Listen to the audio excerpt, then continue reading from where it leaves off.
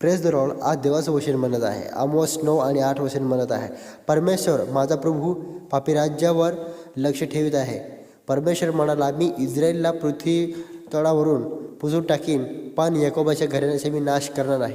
प्रियांनो, हे वचन अति महत्त्वाचं आहे आणि यातून आपल्याला 2 गोष्टी पाहायला मिळत आहे. परमेश्वर पापाकडे दुर्लक्ष करत नाही, पण न्यायाशामध्ये सुद्धा तो कृपा दाखवतो. परमेश्वर सर्व काही पाहतो आणि वचनाची सुरुवात होते, परमेश्वर लक्ष ठेवित आहे.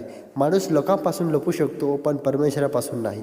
इस्रायल लोक बाहेरून धार्मिक होते, पण आतून पापात जगत होते आणि गरिबावर अन्याय, खटेपणा, मूर्तीपूजा हे सर्व देव पाहतो.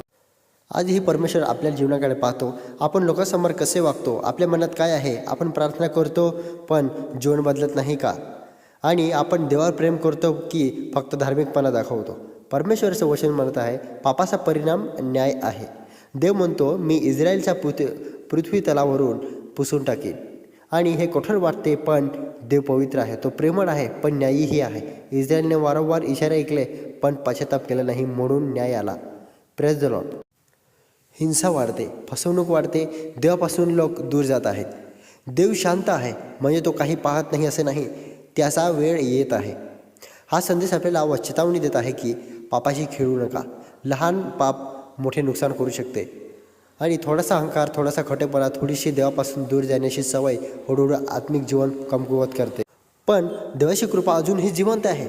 या वचनाची सर्वात सुंदर भाग आहे म्हणजे, पण याकोबाच्या घराण्याचा मी संपूर्ण नाश करणार नाही. आणि न्यायाशामध्ये सुद्धा देव कृपा दाखवतो. देव म्हणतो, हो शिक्षा येईल, पण मी पूर्णपणे सोडून देणार नाही. हेच देवाचे हृदय आहे. प्रियांनो, कधीकधी आपण चुकतो, पाप करतो, देवापासून दूर जातो, पण जर आपण पश्चाताप केला तर देव अजूनही हात पुढे करतो.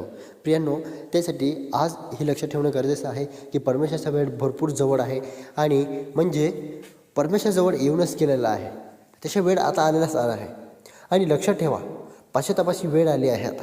तुम्ही दुर्लक्ष करू नका, देवाकडे लक्ष द्या आणि परमेश्वरावर तुम्ही विश्वास करा आणि प्रार्थना करा, पश्चाताप